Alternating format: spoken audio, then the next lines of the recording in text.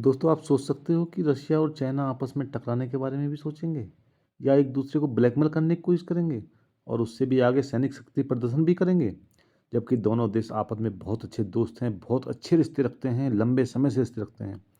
लेकिन दोस्तों, अंतर्राष्ट्रीय संबंधों में दो दोस्तों की दोस्ती कैसी होती है, एक दूसरे से कैसे बिहेव करते हैं, या अंतर्राष्ट्रीय संबंधों में कोई दोस्ती होती भी है या नहीं होती है, वो एक अलग विषय है। यदि आपसी टकराने लगे तो दो देश कैसे बिहेव करते हैं और दो देशों का टकराव का बची हुई दुनिया पर क्या असर पड़ता है। खैर दोस्तों, आगे बढ़ने से पहले मैं आपका अपना मोहंती यादव आपके अपने YouTube channel an Indian update पर आपका हार्दिक स्वागत और अभिनंदन करता हूं। दोस्तों, आज बात करेंगे रशिया चाइना रिलेशंस के बारे में, जो ऐसे देश हैं जो लगभग एक जैसी शासन प्रणाली, एक जैसी विचारधारा को फॉलो करते हैं और साथ साथ कॉमन बॉर्डर भी शेयर करते हैं। और सबसे बड़ी बात, जो व्यक्ति इंटरनेशनल रिलेशन के बारे में बहुत ज़्यादा नहीं जानता है या बहुत ज़्यादा जानकारी नहीं रखता है, वो व्यक्ति उनके बारे में सोच भी ना सके कि उनके बीच में कोई विवाद हो सकता है या विवाद मिलिट्री शक्ति प्रदर्शन तक भी पहुंच सकता है। लेकिन दोस्तों, अंतर्राष्ट्रीय संबंधों में यदि देशों को व्यक्ति के रूप में माने तो दो देशों की दोस्ती ऐसी होती है जैसे दो कमीने दोस्त हों, और इतने कमीने हों कि आपस में बस एक बात का इंतजार करते रहें कि कब दूसरा दोस्त की ही मजबूरी में फंसे और पहला दोस्त उसकी मजबूरी का फायदा उठाए। यही अंतर्राष्ट्रीय राजनीति या कूटनीति होती है मेरे दोस्तों, और ऐसी ही अंतर्राष्ट्रीय दोस्ती होती है। ऐसी ही दोस्ती के विषय में आज मैं आपके सामने प्रकाश डालूंगा। आपसे अनुरोध है कि आप वीडियो को अंत तक देखें और लाइक शेयर सब्सक्राइब जरूर करें। अंतर्राष्ट्रीय संबंधों में दो देश जो कि आपस में अच्छे दोस्त भी हैं, ऐसे बिहेव करते हैं जैसे वो रक्त पिपासु हों, बस इंतजार करते रहते हैं कि दूसरा देश मजबूर हो और तो दोस्ती का पूरा फायदा उठाए। दोस्तों, यह तो सर्वविदित है कि जब से यूक्रेन रशिया वार शुरू हुआ है तभी से रशिया की इकोनॉमी पूरी तरह से प्रॉब्लम में पड़ी हुई है। उसके ऊपर दुनिया भर की सैंक्शन अलग से लगा दी गई हैं और मजबूरी में उसे काफ़ी सस्ते में तेल बेचना पड़ा है। और भारत जैसे खरीदारों पर भी उससे तेल न खरीदने का बहुत ज़्यादा प्रेशर बनाया गया था, लेकिन भारत ने उस प्रेशर को नहीं माना और भारत ने भी अपने राष्ट्रीय हितों को किसी भी चीज़ से ऊपर रखा। और सिर्फ तेल ही नहीं, रशिया को नेचुरल गैस की सप्लाई में भी समस्या आने लगी, क्योंकि रशिया नेचुरल गैस का बहुत बड़ा सप्लायर है। और इस सप्लाई संबंधी समस्या का बहुत बड़ा कारण यूक्रेन रशिया वॉर है, जिसमें कि रशिया के ऊपर ऊटपटांग तरीके से बहुत सारी सैंक्शन लगाई गई हैं। और इसी बात का फायदा उठाने के लिए चीन जुट गया। उसे मालूम है इस समय रशिया फंसा हुआ है और उसे मजबूर किया जा सकता है, जबकि दोनों ही अच्छे खासे देश हैं। इस क्रम में चाइना ने 3,550 किलोमीटर लंबी power of Siberia 2 mega gas pipeline के प्रोजेक्ट में सहयोग देने में आनाकानी करना शुरू कर दिया और रशिया को गैस की कीमतों के साथ मोल भाव करना शुरू कर दिया, जो कम से कम रशिया या पुतिन को तो अच्छा नहीं लगने वाला था। दोस्तों, आगे बढ़ने से पहले मैं आपको बताता हूँ कि पावर ऑफ साइबेरिया 2 क्या है।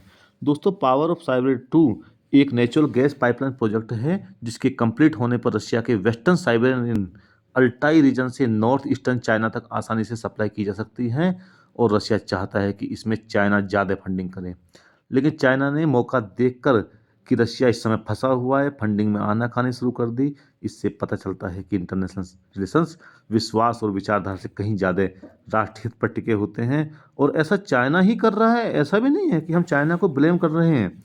इससे पहले भारत भी रशिया से काफ़ी सस्ते में तेल खरीद चुका है, और जब तक भारत हथियारों को लेकर के रशिया पर पूरी तरह से डिपेंड रहा था, तब तक रशिया भी रोज ड्रामा करता रहता था। एक हद तक हमें ब्लैकमेल भी करता रहता था, क्योंकि रशिया के लिए वो उसके राष्ट्रीय हित थे। उसे भारत की दोस्ती से ज़्यादा इम्पोर्टेंट अपने राष्ट्रीय हित थे। वही काम अब चाइना कर रहा है। इसलिए इस मामले में चाइना को ब्लेम नहीं करना चाहिए, क्योंकि यही इंटरनेशनल रिलेशंस का सत्य है। दिया अब दोस्तों, काउंटर तो होना ही था। पुतिन ने भी साउथ चाइना सी में युद्धाभ्यास शुरू कर दिया और ड्रैगन के सामने शक्ति प्रदर्शन शुरू कर दिया। अब साउथ चाइना सी चाइना की वह नस है जिस पर वह अपना अधिकार जताता है, और अक्सर जापान और फिलीपींस से इस इलाके को लेकर हॉट वर्ड्स का आदान प्रदान भी होता ही रहता है। यूएस के वहाँ अपने इंटरेस्ट है, और अब रशिया ने भी यहीं पर शक्ति प्रदर्शन करना शुरू कर दिया और चाइना को चिढ़ाने लगा।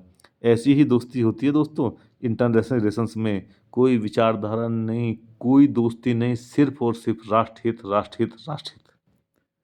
पावर ऑफ साइबर 2 के रास्ते में दोस्तों मंगोलिया भी पड़ता है, और मंगोलिया चाहता है इसकी जल्दी निर्माण हो और यह जल्दी शुरुआत हो जाए, क्योंकि इससे मंगोलिया की भी कुछ कमाई होगी। लेकिन अब चाइना के इस स्टैंड से मंगोलिया भी खुश नहीं है, क्योंकि उसके आने वाले उद्देश्य, आने वाले पैसे और उसकी कमाई में देरी हो रही है। अब चाइना के इस स्टैंड के चलते मंगोलिया भी असहज महसूस कर रहा है और बात निकलेगी दोस्तों तो दूर तक जाएगी। इसकी शुरुआत तो 2020 में रशियन सरकारी कंपनी गजप्राम ने की थी और उसका उद्देश्य 2030 तक इसे शुरू करने का था, ताकि रशिया चाइना और एशिया के दूसरे देशों को गैस सप्लाई कर सके। लेकिन इस बीच में रूस यूक्रेन वॉर शुरू हो गया और रशियन मजबूरियों का फायदा उठाने के लिए चाइना ने मोल भाव करना शुरू कर दिया, पुतिन को असहज कर दिया। और पुतिन ने भी साउथ चाइना सी में प्रशांत बेड़े फ्रिगेट मार्शल सपोसनिगेव के साथ एंटी सबमेरिन वॉर अभ्यास शुरू कर दिया। अभ्यास में शामिल जंगी जहाज 22 जनवरी को व्लादिवोस्तोक से मूव हुए थे और रशिया ने जिस इलाके में युद्धाभ्यास करना शुरू कर दिया दोस्तों, वहाँ वियतनाम का भी क्लेम है। उस इलाके में वियतनाम के पास एनर्जी एसेट्स हैं और सबसे बड़ी बात, रशिया और वियतनाम की बहुत अच्छी दोस्ती है।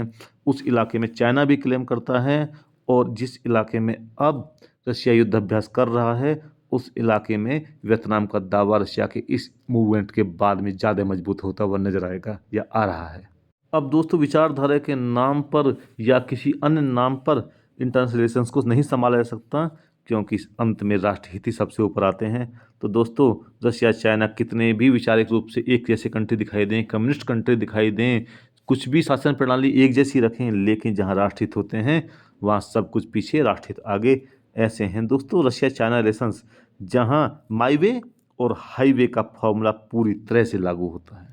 आने वाले समय में दोनों देशों के बीच अगर संबंधों को नहीं संभाला गया तो हो सकता है ईस्ट एशिया साउथ चाइना सी में अमेरिका के बाद में एक और वर्ल्ड पावर की एंट्री बड़े पैमाने पर हो और चाइना को असहज करे।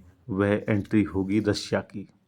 खैर दोस्तों वीडियो को ज़्यादा लंबा न करते हुए मैं इस वीडियो की यहीं पर समाप्ति की घोषणा करता हूँ। दोस्तों आपसे अनुरोध है आप वीडियो को लाइक और चैनल को सब्सक्राइब जरूर करें, नोटिफिकेशन बेल वाली घंटी दबाएं और कमेंट सेक्शन में अपनी प्रतिक्रिया जरूर दें। जय हिंद दोस्तों, वंदे मातरम, भारत माता की जय।